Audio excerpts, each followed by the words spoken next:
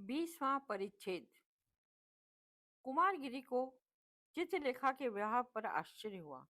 चित्रलेखा उनके पास आने को इतनी इच्छुक थी, वह चित्रलेखा की ओर आकर्षित नहीं हुए थे, किंतु चित्रलेखा ही उनकी ओर आकर्षित हुई थी। फिर चित्रलेखा में यह परिवर्तन क्यों हुआ? कुमारगिरी को चित्रलेखा के व्यवहार से अधिक आश्चर्य अपने व्यवहार पर हुआ। उन्होंने चित्रलेखा को अपने से दूर भरसक रखने का प्रयत्न किया। फिर उन्होंने क्यों चित्रलेखा को स्वीकार कर लिया था? क्या इसलिए कि वे अपने ही अविश्वास को दूर करना चाहते थे? कुमारगिरी का क्षेत्र विजय था, पराजय की भावना उनके लिए नहीं थी। शायद कुमारगिरी को अपनी कमजोरी का पता था। उसी कमजोरी को दूर करने के लिए ही उन्होंने चित्रलेखा को स्वीकार किया था। उन्होंने प्रयोग किया, वह असफल रहा। असफलता भी कितनी भयानक थी। वे अपने से तो हारे ही, वे हारे एक साधारण नर्तकी से, स्वयं अपने से। पराजित होने पर उन्हें दुख था, पर उस दुख की भावना को नर्तकी से पराजित होने पर क्रोध की भावना ने दबा दिया। कुमारगिरी उठे। नहीं नर्तकी, चित्रलेखा को वश में करना ही होगा, पर किस प्रकार? चित्रलेखा मुझसे प्रेम नहीं कर सकती। कुमारगिरी के मन में प्रश्न उठा। शायद इसलिए कि वो व्यक्ति से प्रेम करती है। यदि चित्रलेखा बीजगुप्त से प्रेम करना छोड़ दे तो संभव है? नहीं, निश्चय है। पर वह मुझे आत्मसमर्पण कर दे। बीजगुप्त को चित्रलेखा के मार्ग से हटाना होगा। चित्रलेखा को कुमारगिरी के स्थान पर आए हुए 2 मास से अधिक हो गए। गत घटना भी 1 मास पुरानी हो गई। इस बीच में कुमारगिरी ने अपने को संयत रखा। किंचित कमजोरी का भी प्रदर्शन उन्होंने न होने दिया। कुछ दिनों तक के लिए उनका ये विचार हो गया था कि वे चित्रलेखा को अपने पास रखते हुए भी विषय वासना को दूर रखें, पर यह भावना स्थायी न रह सकी। एक बार जो आग प्रज्वलित हो चुकी थी, वह आहुति मांग रही थी। कुमारगिरी अपने निश्चय पर डट न रह सके। उस दिन रात के समय कुमारगिरी ने चित्रलेखा को अपने पास बैठने को आदेश देकर कहा, देवी चित्रलेखा, 1 मास हो गया। इस बीच मैंने अपने को उठाने का प्रयत्न किया है। अब मुझसे कोई दुर्बलता दूर हो गई, मैं समझ रहा हूँ। संभवतः चित्रलेखा केवल मुस्कुरा दी। कुमारगिरी ने अपने होंठ दबाते हुए कहा, मैंने सुना है कि आर्य बीज गुप्त काशी की यात्रा करने गए हैं। उनके साथ आर्य मृत्युंजय और उनकी कन्या यशोधरा भी गई है। क्या यशोधरा भी बीजगुप्त के साथ गई है? चित्रलेखा चौंक उठी। इस बार कुमारगिरी मुस्कुराए। इसमें आश्चर्य की क्या है बात है? देवी चित्रलेखा, तुमने आर्य बीजगुप्त को यह कहकर छोड़ा है कि यशोधरा से विवाह करके गृहस्थ जीवन व्यतीत करे। तुमने उचित किया। आर्य बीजगुप्त के लिए क्या यह उचित नहीं कि वह यशोधरा से विवाह कर ले? मैं नहीं जानती, मैं नहीं जानती। चित्रलेखा का स्वर तीव्र हो गया। कृपा करके बीजगुप्त के संबंध में आप मुझसे कोई बात न करें। बीजगुप्त के संबंध में कोई बात न करूं? क्यों? इसलिए कि तुम बीजगुप्त से प्रेम करती हो। तुम्हें आशा है कि बीजगुप्त किसी दूसरी स्त्री से प्रेम करे। फिर तुमने बीजगुप्त को छोड़ा ही क्यों था? तुम समझती हो कि स्त्री को ही सब कुछ करने का अधिकार है, पुरुष को नहीं है। तुम समझती हो कि बीजगुप्त तुम्हारा दास बनकर रहे, पर यह संभव नहीं है। कुमारगिरी के स्वर में प्रतिहिंसा का एक तीखा व्यंग था। जिस स्त्री से वह पराजित हुए थे, उसको पराजित करना ही उनका उद्देश्य था। चित्रलेखा आवेश में कांपने लगी। मैंने जो कुछ किया वह बीजगुप्त के भले के लिए किया। मैं बीजगुप्त का समाज की दृष्टि से नीचे गिरा नहीं सकती। मैंने उनको छोड़कर उनको ऊपर उठाने में सहायता दी है। यह किस प्रकार मान लूं? तुम अपने को धोखा दे रही हो देवी चित्रलेखा। जिस समय तुमने बीजगुप्त को छोड़ा था, उस समय तुम उनको मुझसे प्रेम करने के लिए छोड़ा था। कुमारगिरी का स्वर तीव्र हो गया। आज कुमारगिरी अपनी उसी पुरानी स्फूर्ति, अपनी उसी पुरानी गुरुता, अपने उसी पुराने तेज का अनुभव किया, जिसको वह चित्रलेखा के जीवन में आने के बाद खो चुके थे। तुम बीजगुप्त को धोखा दे सकती हो, तुम मुझे धोखा दे सकती हो, पर तुम अपने को धोखा नहीं दे सकती। तुमने वासना के आवेश में आके पवित्र प्रेम को ठुकरा दिया था। तुमने मुझ में कुछ देखा और तुम मेरी ओर आकर्षित हो गई। उस समय तुम्हें पशुता की प्रवृत्ति प्रबल होती थी। तुमने मनुष्यता को तिलांजलि दे दी थी। तुम बिना बीजगुप्त की इच्छा के बीजगुप्त का जीवन भार बनाकर मेरे पास चली आई। और बीजगुप्त, उसने एक साधारण नर्तकी पर गृहस्थी के सुख को बलिदान कर दिया। यही नहीं, उसने अपने जीवन को नष्ट कर दिया, केवल इसलिए कि वह तुमसे प्रेम करता था और प्रेम की पवित्रता का अनुभव करता था। चित्रलेखा चिल्ला उठी, बस करो बस करो। कुमारगिरी ने अपनी आंखें चित्रलेखा पर गड़ा दी। उसके बाद वे हंस पड़े। बस करूं? इतनी सी बात से तुम चंचल उठी नर्तकी? नहीं, बात पूरी करूंगा और तुम्हें सुननी पड़ेगी। तुमने जो कुछ किया उसका बदला तुमको मिल गया। तुम समझती हो बीच को तुमसे अब भी प्रेम करता है? तुम समझती हो बीच गुप्त के यहाँ लौटने पर जब तुम बीच गुप्त के पास जाओगी वह तुमको स्वीकार कर लेगा? यदि तुम ऐसा समझती हो तो भूल करती हो। तुम्हारे विषय के प्रभाव को तुम्हारे विष के प्रभाव को दूर करने वाला अमृत उसे मिल गया। तुमने उसे मिटाने में कुछ भी न उठा रखा था। वह यशोधरा ने उसे बचा लिया और अब बीजगुप्त यशोधरा के साथ वैवाहिक जीवन का आनंद भोग कर रहा है। चित्रलेखा का मुख पीला पड़ गया। क्या तुम सच कह रहे हो योगी? क्या बीजगुप्त ने यशोधरा के साथ विवाह कर लिया? नहीं योगी, यह संभव नहीं। यह संभव नहीं है। कुमार गिरी के स्वर में हृदय से बर्छी सा चुभने वाला व्यंग था।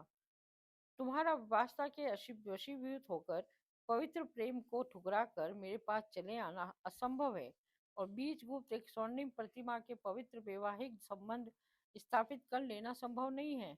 उफ, तुमने कितना झूठा अभिमान है। अपने ऊपर कैसा अचल विश्वास है। तुम्हें मुझ पर विश्वास नहीं होता तो जाओ। दंपति आज प्रातःकाल के समय आ गए हैं, उनको बधाई दे आओ। जाओ, तुम अपनी आंखों से ही प्रेमी नहीं, अपने दास की दूसरी स्त्री से प्रणय लीला कीड़ा करते हुए देखाओ। क्या वे आ गए? चित्रलेखा उठ खड़ी हुई। उसका शरीर कांप रहा था, उसका मुख श्वेत हो गया था। उसने पाटलिपुत्री की ओर देखा। क्या वे लौट आए? योगी, तुम्हारे हाथ जोड़ती हूँ, तुम यह कह दो कि तुमने जो कुछ हुआ झूठ है। कह दूं कि झूठ है? हाँ हाँ हाँ हाँ हाँ, सत्य को झूठ कह दूं?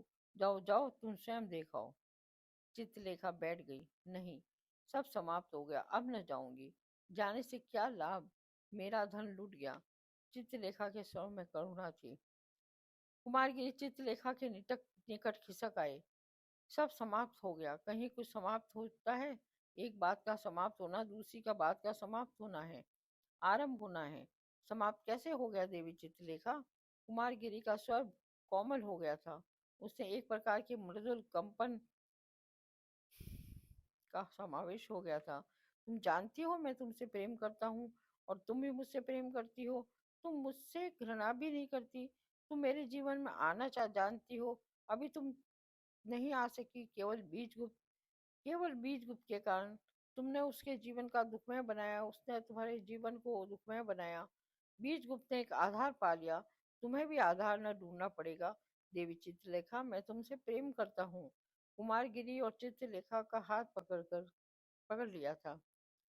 चित्रलेखा ने अपना हाथ कुमारगिरी के हाथ से बिना किसी विरोध को दे दिया। उसने अपना सिर उठाकर कुमारगिरी की आंखों से अपनी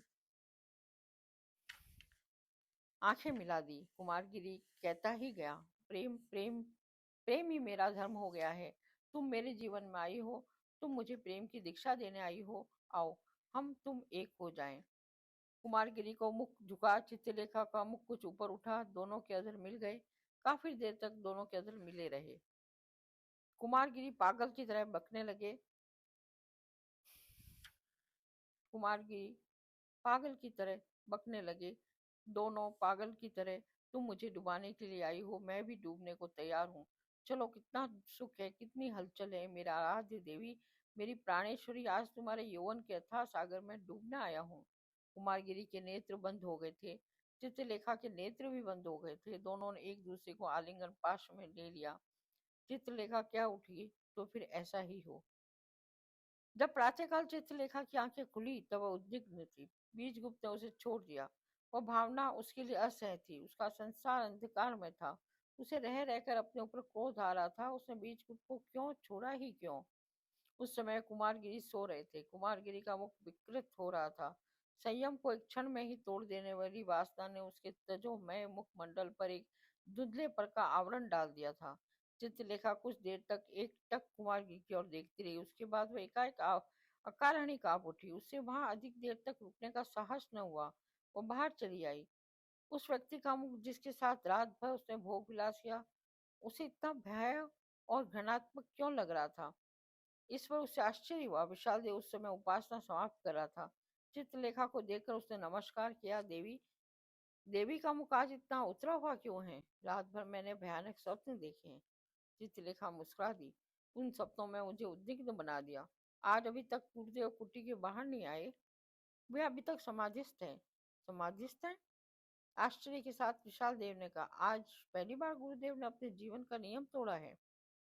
थोड़ी देर तक दोनों मौन रहे। उसके बाद विशाल देव ने कहा, देवी चित्रलेखा, क्या मैं आपके उस सपनों के संबंध में अधिक पूछ सकता हूँ? इतना ही जान लेना यथेष्ट होगा कि वह सपने मेरे गत जीवन से संबद्ध है। गत जीवन से संबद्ध है? विशाल देव ने कुछ सोचा। देवी, यदि आप उचित समझे तो मैं आर्य बीजगुप्त का पता लगाऊं। संभव है कि वह आ गए हों। वे आ गए हैं, इतना मैं जानती हूँ। चित्रलेखा का स्वर सूक्ष्म हो गया। पर इससे क्या? उनके आने से अथवा न आने से मुझे कोई प्रयोजन नहीं।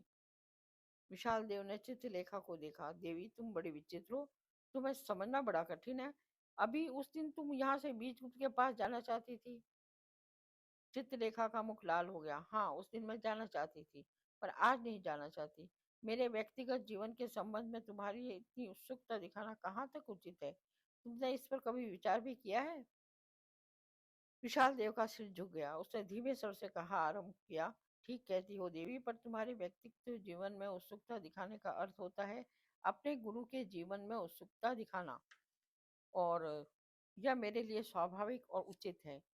देवी चित्रलेखा, तुम अच्छी तरह जानती हो कि तुम्हारी उपस्थिति उस कुटी की संयम पूर्ण शांति को नष्ट कर रही है। यह आश्रय एक कुल के समान है। यहाँ के प्रत्येक व्यक्ति को दूसरे के उचित और अनुचित कार्यों में टीका करने का ही नहीं, वरन हस्तक्षेप करने का भी अधिकार है। मैं इस बात को मानने को अधिकार नहीं हूँ, बाध्य नहीं हूँ। ना सही, फिर भी मैं आज बीजगुप्त के यहाँ जाऊंगा, केवल अपने गुरु भाई श्वेतांग से मिलने के लिए। देवी, मैं फिर प्रार्थना करता हूँ कि एक बार तुम और विचार करो। तुम हम लोगों पर दया करो। चित्रलेखा हंस पड़ी। दया? किस पर दया करने को कह रहे हो? और किससे दया करने को कह रहे हो? तुम बदिक से दया की आशा करते हो? तुम संहारकर्ता के निर्माण कराना चाहते हो? भूलते हो, भूलते हो। इतना कहकर चित्रलेखा वहां से चली गई। दोपहर के समय विशाल देव नगर से लौट आया। चित्रलेखा उसकी प्रतीक्षा कर रही थी। इतना सब कुछ सुनने के बाद, अपने निर्णय के बाद भी वह बीजगुप्त के संबंध में जानना चाहती थी। जिस समय विशाल देव लौटा, उस समय चित्रलेखा कुटी के बाहर वट वृक्ष के नीचे लेटी हुई थी। विशाल देव को देखते ही वह उठ खड़ी हुई। विशाल देव सीधे चित्रलेखा के पास आया। देवी चित्रलेखा, मैं बताता हूँ कि आज बीजगुप्त से नहीं मिला।